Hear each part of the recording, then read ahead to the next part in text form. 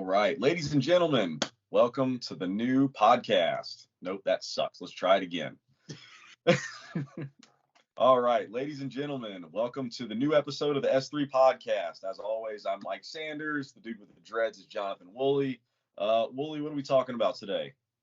I don't really know where this is going to go, but it's kind of just a rant that me and Mike had at lunch today about how the price of cars, like for real now, really needs to readjust itself and come back down to reality a little bit.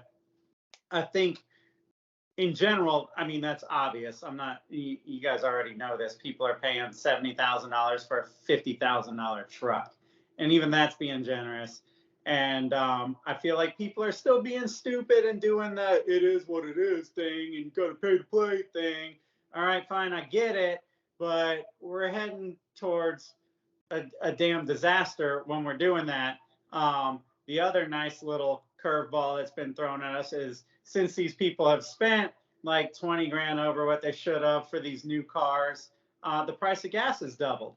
So now you got people that are automatically probably 20 grand or so upside down in a car that could very well be needing a way out, and that's going to put people in bad situations, and that's going to put all of us in the economy in bad situations when people start walking away from loans and from debt, and it's going to be freaking bad. And I don't understand. Look at me. Just look at me. If you guys can see my face, do I look like I know about the economy?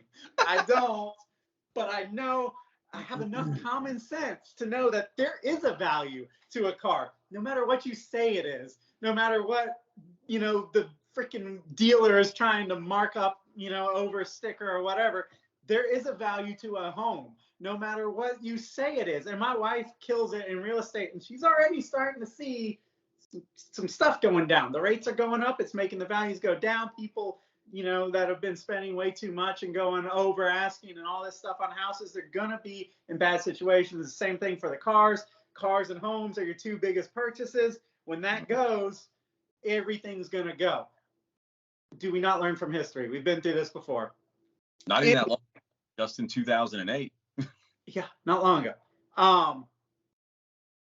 If you have anything to add to that, let me know. If not, I was going to talk about specifically the enthusiast models that are coming out and how, we've been screaming for some of these cars now for quite some time. They're finally coming. And I just see also a tidal wave coming that's going to destroy this before it can ever get up and run. Yeah. So before we jump into that, I do want to just take a quick little peek, a little bit deeper into the economic side of it, because you don't know much about economics, but I do know a little bit. Typically, when it comes to sales, a good or service is worth what someone is willing to pay for it. And that's what we're dealing with right now. And that is true, except when you involve loans from banks, because then you have to take into account not just what you want to pay for it as a consumer, but what the bank is willing to front as in what they think it is worth. And you got a lot of situations right now, especially with housing, where people are having to come in and bid $200,000 more than a house is really worth. And then the bank's like, we'll meet you in the middle at 100,000, but you're gonna have to come out of pocket for that extra 100K. And people are doing it. People are actually putting that money together or going and getting loans from family and stuff like that and doing it. The problem is these guys are gonna end up, and this is with the cars too, you're going to be upside down on this stuff. Like the economy, I'm checking the market every single day. It is going down every single day, guys. We're going into a recession. Economies always slow down. That's just the way that it happens. Don't panic. Don't panic and freak out and sell, but make sure that you got a secure job right now. Make sure you're not that first guy getting chopped off of the totem pole, because that's what really crashes economies is bad loans that get walked away from. That's typically how it goes. A bad loan that you can continue paying on and just kind of gut through it is okay. But a bad loan where there's no way you can pay for it and then you lose your job and there's just no way out and you walk away from it and you leave the bank with a house or a car that they are now upside down on is bad for everybody. So just be careful with how and where you guys are spending your money right now. I don't want to bring down the mood of the podcast or anything, but just a warning. Yeah, and it's like you said, when people start yelling panic and fire or whatever, that literally is what causes the problem. It's not, Mhm. everybody's got their different situations. I'm not trying to discourage a new car sale, but when you combine the fact with the dealers are not making it easy to buy a car, I'm seeing a lot of arrogance and a lot of markups and a lot of like, oh, if you want this, you better, pay for it now. Like, just, you guys don't feel like you have to get into a situation. I know everybody's is different. Maybe if you don't need that car, the deal comes your way, great. Mhm. But don't do something stupid right now if you don't need to, just because some dealer is telling you. I know my wife has been serious about a Bronco since they announced the Bronco, which has been freaking years. Um, it seems like, anyway. And Put her and deposit so down. what's that? She put her deposit down and everything. Well, she put her deposit down, the standard deposit, the $100 or 200, whatever it is, and then she, we have a friend that's a dealer, and she went to him and she put down a more sizable deposit, and then they came back 8 months later saying we have no ETA on anything and we can't guarantee anything, but they're trying to sell the fear of loss. If you want this opportunity, you have to come now with more money, Yeah. and all they're doing is getting you tied into their chip shortage, right? Like, they're trying to get your money, get non-refundable, get tied in so they can play the waiting game. And it got to be a point where she was like, is this dumb? Am I pushing too hard? And I was like, as much as I like the Bronco, I Yeah. think you are. You haven't sat in the car. You don't know the car. There's a lot of cars sitting in fields right now in summers and in winters, and they don't have chips. And there's a lot of things that are pointing towards don't buy. And the thing, like, instead of, the game that the dealer is playing is to try and push the fear of loss, which you Yeah. never buy because of fear of loss. So they're saying, well, if you bail out now, you're not going to get it for 3 years. Okay, well, guess what? There's other cars in the world that are also cool. I mean, I get that though. The dealerships have to do that. And honestly, they have to get top dollar for everything that they sell right now, simply because there's no other way they can keep their doors open. If you drive past damn near any dealership right now, the lot is empty. Like, the days of them selling 10, 20 cars a day are not happening right now. They're lucky to get one or two or three a day just Yeah. because they don't have the inventory to sell. So if they want to keep their staff and keep everybody there employed and keep the doors open and the lights on, you got to maximize every single sale. So I get it from the point of the dealership. I kind of do. What I would have liked to have seen was Ford themselves, and it's not just Ford. This would have been any manufacturer. Maybe, and she did get a couple calls from like corporate, but to call and to email and to say, hey, we are so sorry about the delay. We're sending a care package, a freaking hat and a keychain or something like that. Something to make people go, I'm buying more than just a car. I'm buying like a culture car. This is exciting. I'm a part of the launch and all this kind of stuff. And they're not really doing that. And they're not giving people, the dealers, well, I guess they don't have the information, but they're not giving the buyers the information that we need. We need dates. We need, some sort of, anyway, long story short, Casey came to a better judgment and bailed on it just because there were too many unknowns going on. Mm. So I don't know how long that stuff's going to last, but I don't believe that it is the consumer's problem. And a lot of, whether it's manufacturers or dealers, they're trying to put it on the consumer. And I don't think that that's fair. I don't think that the consumer should be paying for their delays and their shortages and whatever. I understand in a roundabout way that's going to have to happen, because it is a supply and demand thing. But I think that there are ways that they could pad that and do it a lot more eloquently than to try and play this hardball game. But anyway, moving on from all that, me and you, like, it's kind of our job to sit here and at 30,000 feet and look down and kind of see, okay, where is this going for the car industry, for the passionate side of it, not just the Escapes and F-150s or whatever, but like, for the first time in a long time, we are getting some chassis coming out that, like, are freaking cool. I Yeah. mean, you guys know what they are. It might be different for you, but the GR Corolla, the new 8.6 is real cool. I got a chance to drive that. Supra's doing the manual transmission finally, praise God. Um, there are things coming through the pipeline that is trying to be a renaissance of sorts to the sport of driving, to try and make driving cool again and give something to these people. And then at the same time, I'm looking at that going, freaking finally, we have good news to talk about. I'm looking at this impending like recession coming. I'm going, oh my God, it's going to be like kind of like Pontiac, like in 2008. We're like, whoa, Pontiac has got a GTO, a G8, a little Sky, Redline. Like, are they getting cool? Bam! And then they're just gone. And these cars never got legs. And God dang it, dude, if I sit here and I watch this happen again with cars with manual transmissions, cars like the GR Corolla and the Supra and the Z, if these cars hit, and there's like a couple things at play. One is, sorry, I know I'll give you the mic in a second, but like I see the recession coming. I also see over the last year and a half, the dealers have learned that there's a different way to sell cars now. You don't just have to have a bunch of them on the lot and make deals. People will actually get raped. You know what I mean? Like they'll take it up the tailpipe and they'll do it for ego's sake. And that's the problem. Look, they are going to F up the Corolla and the Z before it ever comes out if they let the dealers play games. And even if the dealers are in check, you got to keep people from buying it and putting deposits on and then turning around and trying to sell their, deposited car for more money.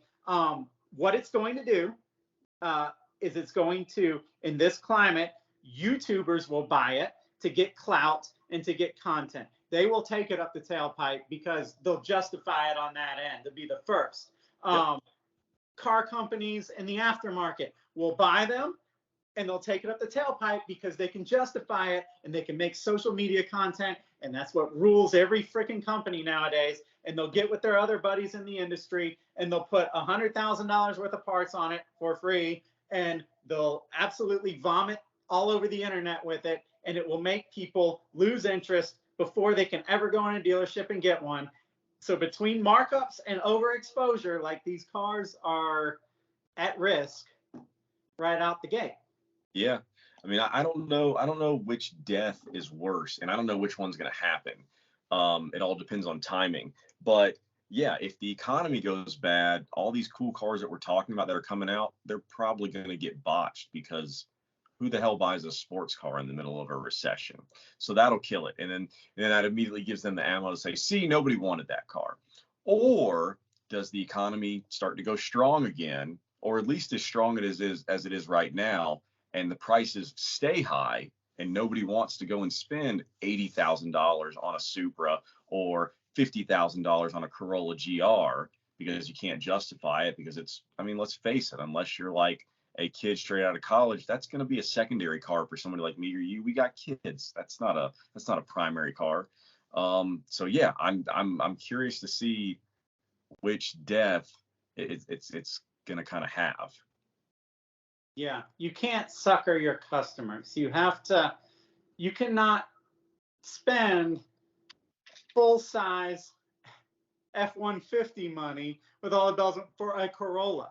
Like there has to be, I know it's a special car. I know it's going to be more expensive. It's lower production, stuff like that. But like, you got to at least, be on your customer's side. You can't just gouge to the point where it makes zero financial sense and then go see there's no market for it. Like, you know what I mean? You got to work with them on this kind of stuff. The Supra is a hard one too, because yes, you're talking about a fairly heavy price point on something with 2 seats. It's hard for somebody like you or me that has a family to justify that, especially when, now we've got 3 decades of pretty rad cars on the streets, and you can end up going, well, hell, I can buy a 20-year-old whatever, a 25-year-old whatever, make it a project and forego the new one or whatever. Yeah. Buy the new truck and the old tuner car. I see so many of my friends do that. Hmm. because it makes sense. So the car manufacturers at least have to be savvy enough to know what's going on, and they go, yo, we can't price these cars out of the market. Like, we have to come with it and make it enticing, strike the nerves and get people's like emotions going to the point where they go, okay, yes, like, it's a little bit of a stretch, but I mean, you say that, but are they going to actually do that? Let's look at what Toyota did. Well, I guess it was Scion back then, but with the FRS, that car cost as much as the S550 Mustang GT that was coming out, the base model, but still 5-liter, 435 horsepower GT. They were the same price. Mhm. And the GT was so far, it's superior. It's not even funny. It's not even quantifiable how much better that car was than the FRS that was made. So it, you never know how they're going to price this stuff. it becomes a decision of reason and not emotion. Like, Mm. I can understand somebody wanting the FRS, even though the Mustang's faster or whatever. But yes, when there gets to be a point of pricing being the same on one car that's a lot better, at least on paper and all that, you can't make your customers feel like they just got punched in the nuts for buying your car. Yeah. They got to feel good about it. Now, on the flip side of that, if you guys never thought about it, the reason Ford can bring the Mustang in is because they make a bajillion Mustangs. So Yes. a headlight for a Mustang costs a whole hell of a lot less than a headlight for an 8.6 that there's just not that much volume, and that goes throughout the car on every mechanical and cosmetic component. So that's why the price of like an 8.6 costs relatively high compared to the price of a Mustang. So you got to understand that and appreciate it or not, and buy that. That's true. But yeah, man, I can see this happening. I don't know the rules of the manufacturer dealer world and relationships, but damn it, they've got everything lined up here for a Grand Slam, and the dealers are the ones that can mess this up, Yeah. and they got to get a grip on it. And they've It is a little surprising to me that the manufacturers don't have more control over true MSRP. I mean, I've worked in resale before, and most of the times manufacturers are really serious about that MSRP number. If you can go get a little bit more over it, that's fine. They don't want you price gouging people, and they certainly don't want you going below like, MAP or jobber price, because then that just kills the value of whatever it is that you're selling. But that's the whole purpose of MSRP, manufacturers suggested retail pricing, because that's what it's supposed to be sold at. And it's just strange to me that they don't step in and kind of kill these massive dealer markups. When the factory is the one that actually did all of the work, all the engineering, all the sourcing, all of the actually putting the vehicles together, all the dealer did was order it and then bring somebody to the lot and say, you want to buy it? Cool, let's do some financing, normally through the manufacturer again, and the dealer reaps all the benefits, and we'll just say Ford or whoever the manufacturer is still kind of gets the same profit that they always do. Yeah. And just to circle back, I do think it's important to realize that we are living in a different world now with social media and with everybody being a brand and whatnot. And I think it's changing people's motives. I think anybody with, a good head on their shoulders will go into a dealership and be like, okay, that's not worth it. You're asking more than I'm willing to pay, and I'm going to walk out. But I think that when you put social media and the subconscious value that people are putting on being the first now, because you're not just first locally like you used to be, you're first globally. Yeah. And I think that people get really stupid. I don't know if stupid is the right word, but they act differently when they start thinking about, I can build my brand, or I can build my YouTube channel, or I can build my media site, or whatever it is, if I just get this car. I think that a lot of times that's the catalyst for people making stupid decisions. At the same time, it's also like a catalyst that plays stuff out on a national/global stage. It used to be, if you thought, let's go back to the 8.6 or whatever, if you thought the Toyota 8.6 was a cool car, you just got one. And your car world was more localized, right? So like you might be the first one in your little local town to put those certain wheels on the car or whatever and have that look, but that like really drove you forward. I think now we're getting so inundated with this stuff on our screen that even if the prices were regulated and were normal, there is an issue of play out, if that's the word. Like people, Yeah. before they can even get to the dealer and make something happen, they've seen the who's who and the cool kids get the cars early and modify the cars and do this and do that. And it kind of makes you go, it takes the jam out of your donut, the wind out of your sails, whatever you want to say, and I do think it's harder for people to go and drop money on a car when that's constantly happening, when the world is overexposed. I also think, due to social media, the hype games that everybody is playing, you pay attention to how many cars we're seeing on social media that don't actually exist in real life, right? Like the Bronco was hyped 2 years ago, it seems, and we're just now starting to see them on the road, and it's only the people that, jumped in and got them early or whatever. The Cybertrucks were Where's that thing at? I don't know what that was. The Rivian seems to be getting all the government grants and land, and they built like 10 cars maybe. I saw an article the other day that was like, is the Rivian the best truck that all other trucks? I was like, they don't make freaking trucks. You're going to compare, like Ford's been making trucks for decades. Rivian makes a render, and all of a sudden they're talking about this is the greatest thing. It's the agenda. Yeah. Anyway, what else do we have? You know what I mean? They hype, I don't know, they hype the Supra and that gets buzz. And then right as the Supra's coming out, they start hyping the Nissan to try and pull some of those guys, no, we got something coming out in a year. You really want this one. And then all of a sudden the GR Corolla is going, no, hold up on that Z. What you really want is what we got coming. And it's this freaking game of concepts and renders. And it makes people just, instead of like locking it down and being like, I want that, and company actually getting some sales for what they made, it's just, you get distracted by the other thing, the other shiny light, and then you wait, and you're constantly like, hold on, I want to see what happens over here before I commit to that, and then pretty soon it's you hadn't done anything. You know what I mean? Like you're just being a social media consumer. You've given social media a lot of your time, but you're not actually making a move. I think all that stuff is a tremendous uphill battle for the dealers, and it's above my pay grade. I don't know how they're going to handle it. All I'm saying is, as an enthusiast and as magazine guys who kind of pay attention, this is what the problem is that they have to fix. They have to tackle this stuff, or they will kill this before it ever happens, and the world will drive appliances. They gotta. For us to drive little autonomous appliances, to be honest. Yeah, I know. That's the thing. Car enthusiasts and car manufacturers, it's got to be a symbiotic thing. It's got to work together. Mm-hmm. So anyway, we didn't solve anything, but again, we defined the problem.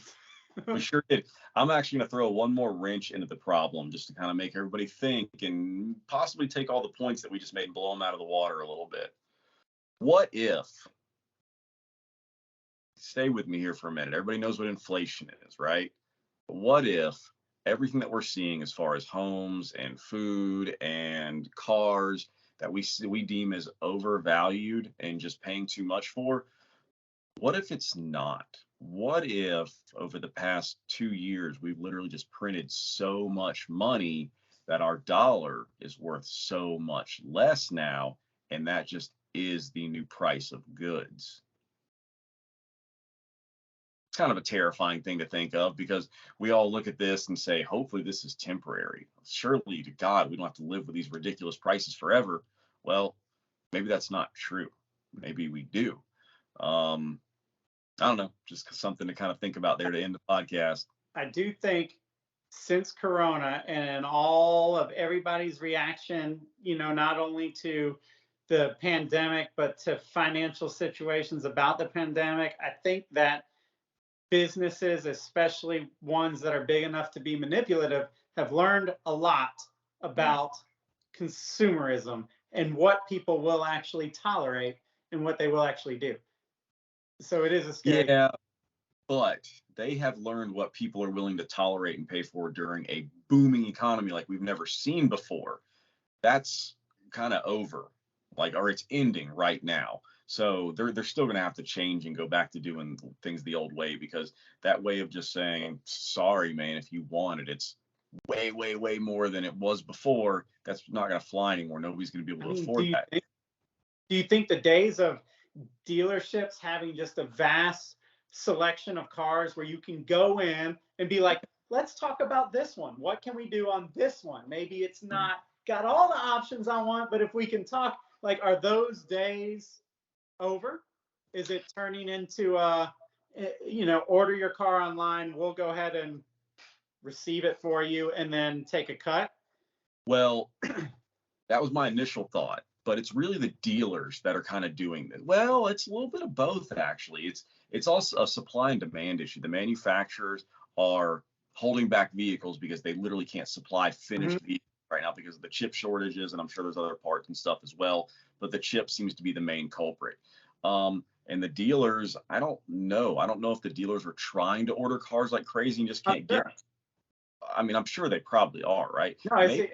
it is the manufacturer's way of kind of snuffing out dealers so that they can do things the Tesla way, and that's have people build and order their cars online. I don't know how well that's going to work. I mean, who realistically is going to go out there and buy a car that's going to stretch their budget without driving it first? You can How are you go. going to into cars that like they should buy but never even knew existed? I mean, like, not everybody is up to date on cars like me and you are. Yeah, and people buy for different reasons, and I've learned that I am outside the norm. But for me, the opportunity to get a good price on something, like a deal, and to buy from, somebody I think is a friend or whatever, it's an opportunity of a moment. Like, if I see, if there's a particular deal on a particular Jeep that happens to be there in the flesh right now, and the guy goes, hey man, I got this one, it might not be the color you want, but it's been sitting here and we can make a deal. That is very, very motivating to me. And in a world of digital buying where you just go into like a showroom like Tesla, you maybe drive a car and then go, okay, I liked that car. Let me go ahead and pay whatever the price is without haggling, without getting a deal, so that you can build me one and I'll wait for 3 months. No, that takes all the impulsiveness out of it. So somebody like me just goes, I'll think about it, and then I go on living my life. Yeah. Whereas when that car is at that dealership in my town right now, and it's kind of like a do or die moment, that changes the game entirely. So I am not the type of person that's going to respond to this going digital. But I've talked to friends and they're like, you don't understand. A lot of people really uncomfortable at a dealership, haggling, talking to people, stuff like that. They don't want to do it, and they will pay more to not have to do it. I So mean, dude, there are literally, my wife is one of them. There's literally people out there who like will only order pizza online. Like every food order is done just online. People order their groceries online so that they don't have to go a mile down the road to the grocery store and see people. People are kind of becoming like shut-ins that are just on the computer or on their phone the whole time. And it's weird, but it's true. It just kind of is the way that it is right now. yeah, I'm just not gonna play by that. I like to go in and see the people at the restaurant or the tire store or whatever it is. I enjoy the human interaction. I Yeah. enjoy the people in my community. I don't want it to be anonymous. Um, Yeah. but whatever. I don't know, man. There's a lot at play here. I do think that the whole whatever pandemic environment has shown a glimpse of what people will tolerate. Not only it's just changed things. It's changing a lot of things. So I don't know what's going to happen to the car industry. And frankly, I don't care. My concern is I don't want them to screw up these cars. You know what I mean? I think that we really got a shot here. Yeah. Um, and I just want to see it reach its maximum potential. So please, Toyota, you got a lot of cool ones coming. Yeah. Don't F this up, like Ford, stop effing this up. Give us the Bronco. Even the Maverick. Like, people are weirdly psyched about that little small truck. Yeah. But it's a $22,000 truck. That's $42,000. No, I'm not going to do it for internet clout. Like, I don't know what kind of clout you get from a little truck.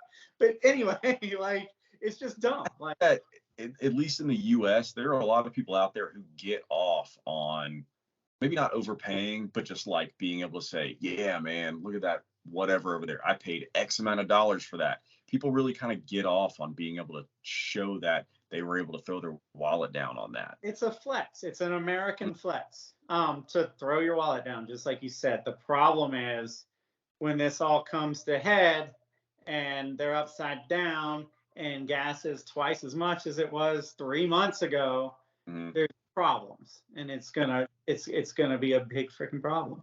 Yeah. You know what else kind of sucks is people are looking at, like, I grew up, well, not that long ago, but like when enthusiast vehicles were exactly that. You bought it so that you could modify it and make it faster and make it better and have fun with it. And now all I see is people buying vehicles as investments. And that's one reason why you're not really seeing them on the road anymore, because people are overpaying for these things. They're getting them and going, oh, well, one day I'll be able to get twice as much that I paid for it. So I'm just going to hide it away in the garage and no one's ever going to see it. And I'm not going to enjoy it. That's not what that vehicle is for, man. That vehicle is meant to be enjoyed. Everybody thinks they're investors now. Just freaking live your life and enjoy it. I blame Bitcoin for that shit. Everybody, Bitcoin and Robinhood made everybody think that they were the next freaking Gordon Gekko. I swear to God. Yeah. Okay.